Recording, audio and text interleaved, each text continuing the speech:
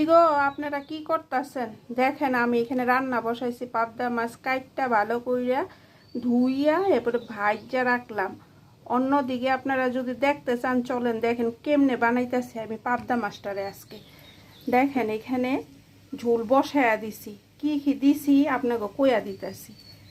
এটার মধ্যে সর্ষা বাটা আর জিরা বাটা দিলাম, কাঁচা লঙ্কা বাটা, তেল দিয়া কালো জিরা সম্বাদ দিয়া তারপরে পেটে রাখা সব মশলাগুলা দিয়া ভালো করে কষাইছি। কষাইয়া দিয়া দিলাম বেগুন আর টমেটো সাইরা, এইটারও ভালো করে কষাইয়া তারপরে দিলাম জল দিয়া।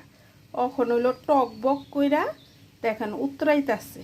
উতরানোর পরে দিয়ে দেবো ভাজ্যা রাখা মাছগুলা দিয়া তারপরে নামাম। অন্যদিকে দেখেন আমি বাঁধাকপি শাক বানাইতেছি। খাইতে কিন্তু বহুতই ভালো লাগে। কে খেয়ে ভালো